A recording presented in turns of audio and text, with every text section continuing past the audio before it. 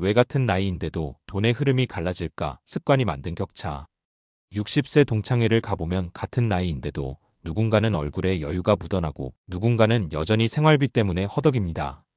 똑같이 은퇴하고 똑같이 국민연금을 받지만 어떤 사람은 매달 부족하지 않게 지내고 어떤 사람은 매번 돈이 모자라 빚을 지기도 하죠. 사람들은 흔히 저 사람은 원래 잘 살아서 그래라고 말합니다. 하지만 미국의 재무설계사 톰 콜리는 수백 명의 부자와 서민을 장기간 연구한 끝에 부자와 가난한 사람을 가르는 가장 큰 차이가 거대한 사건이나 재능이 아니라 바로 작고 사소한 습관이라는 결론을 내렸습니다. 즉, 우리가 매일 하는 행동들이 쌓여 수십 년 후 전혀 다른 결과를 만들어낸다는 것이죠. 이 차이는 더 선명하게 드러납니다. 아침에 일어나면 물 한 잔을 마시고 책을 펴는 사람이 있는 반면 TV 리모컨을 잡는 사람도 있습니다. 한쪽은 건강과 지식이 쌓이고 다른 쪽은 몸과 마음이 무겁게 가라앉습니다. 5년, 10년이 지나면 결과는 하늘과 땅 차이가 됩니다. 더 놀라운 건 이 차이가 단순히 생활 만족도에서 끝나는 게 아니라 재정 상태와 직결된다는 사실입니다. 몸이 건강해야 오래 일할 수 있고 배운 게 많아야 새로운 소득 기회를 잡을 수 있기 때문입니다. 결국 습관이 곧 돈의 흐름을 바꾸는 결정적인 요인이 되는 겁니다. 그렇다면 지금 우리의 하루 습관은 어떤가요? 혹시 부자들이 절대 하지 않는 행동을 무심코 반복하고 있지는 않을까요? 오늘부터는 내 습관이 나의 노후를 만든다는 생각으로 다시 점검할 필요가 있습니다. 그런데 과연 어떤 습관들이 가난을 부르는 걸까요? 그리고 어떻게 바꾸면 늦지 않을까요? 이제 하나씩 살펴보겠습니다. 50만 6070대가 반복하는 가난 루틴 5가지 신호. 첫째, 늘 부정적으로 생각하는 습관입니다. 안 된다, 망한다, 이 나이에 무슨 이런 말들을 반복하다 보면 시도조차 못하고 기회가 눈앞에서 사라집니다. 실제 연구에서도 가난한 사람의 다수는 부정적인 태도를 갖고 있었고 반대로 자수성가한 부자들은 절반 이상이 낙관적인 태도를 성공의 원동력으로 꼽았습니다. 결국 생각의 프레임이 인생의 방향을 정하는 셈입니다. 둘째, 독서와 배움을 멀리하는 습관입니다. TV 드라마는 꼬박꼬박 챙기면서 책은 한 달에 한 권도 읽지 않는 경우가 많습니다. 하지만 부자들은 매일 30분 이상 자기계발 서적이나 전기를 읽으며 간접 경험을 쌓습니다. 나이가 들수록 직접 체험보다 책에서 배우는 간접 경험이 훨씬 값지다는 사실을 잊기 쉽습니다. 셋째, 건강을 소홀히 하는 습관입니다. 운동은 미루고 간식은 늘 달고 수면은 부족한 채로 하루하루 버티는 생활은 결국 돈 문제로 이어집니다. 병원비가 노후 재정을 가장 크게 흔든다는 건 누구나 아는 사실이죠. 그럼에도 지금은 괜찮아라는 자기 합리화로 시간을 흘려보냅니다. 넷째, 소득원을 한 가지에만 의존하는 습관입니다. 직장 월급이나 국민연금 하나에만 기대면 그 줄이 끊어지는 순간 삶 전체가 흔들립니다. 반대로 부자는 작은 것이라도 여러 소득의 씨앗을 심어둡니다. 이 차이가 시간이 지날수록 경제적 자유와 경제적 불안으로 갈라집니다. 다섯째, 할 일을 미루는 습관입니다. 다음 달부터 시작하자, 내일 하지 뭐라는 태도가 쌓여 결국 아무것도 바꾸지 못합니다.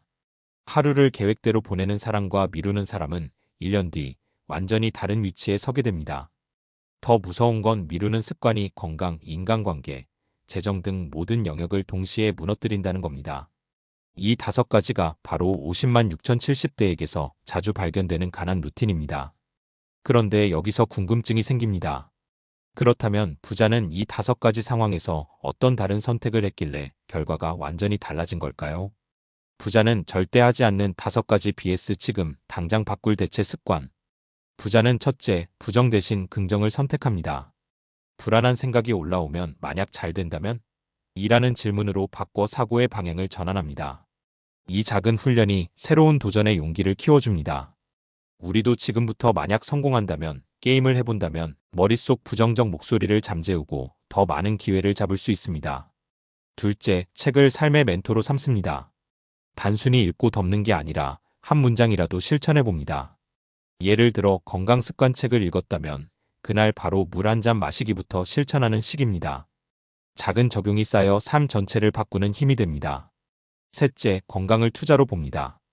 돈을 벌기 위해 몸을 혹사하는 대신 돈을 지키기 위해 몸을 관리합니다.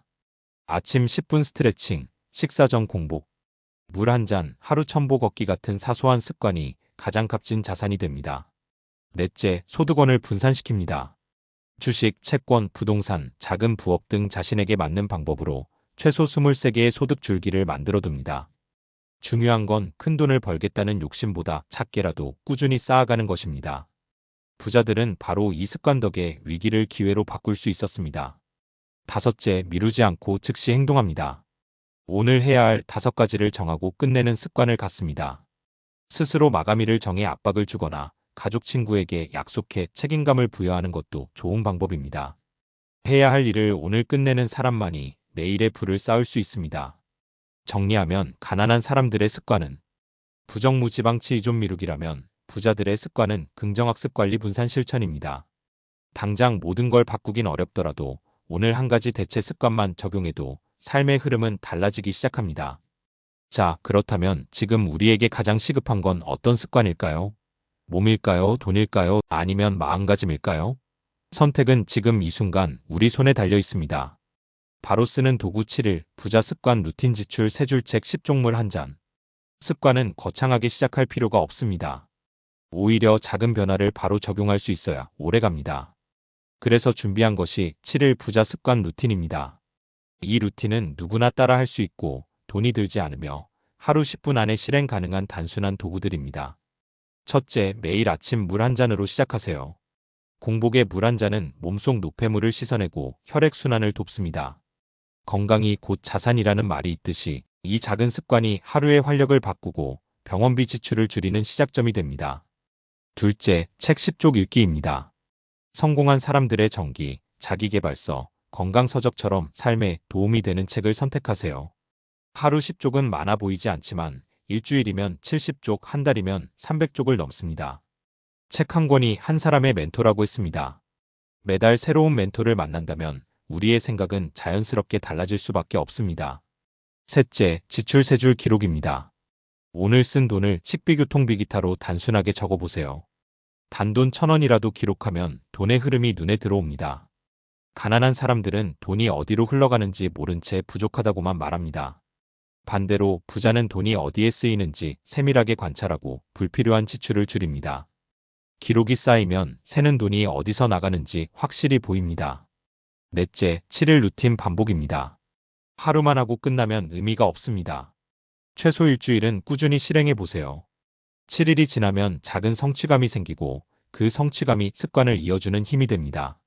오늘은 물 한 잔과 3줄 기록부터 해보세요. 내일은 책 10쪽을 추가하면 됩니다.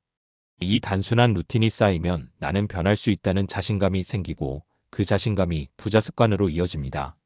이렇게 간단한 4가지 도구만 꾸준히 사용해도 삶은 달라집니다.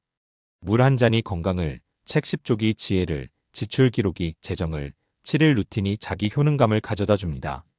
중요한 건 오늘 당장 시작하는 것입니다. 나에게 맞춘 설계 연금 무소득 독거동거 건강 상태별 체크리스트. 습관은 개인 상황에 따라 다르게 설계해야 오래갑니다.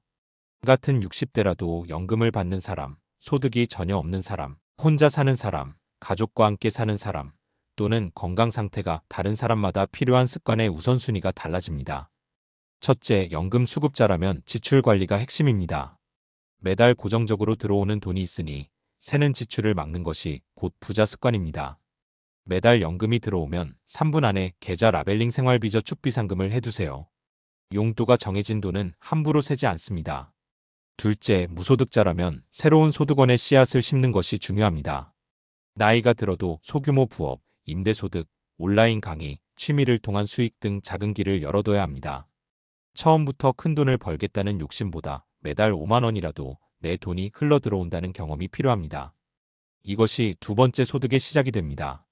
셋째, 독거 생활자는 건강 체크가 최우선입니다. 아프면 돌봐줄 사람이 없기 때문에 물 한 잔, 걷기 첨보, 수면 7시간은 반드시 지켜야 합니다.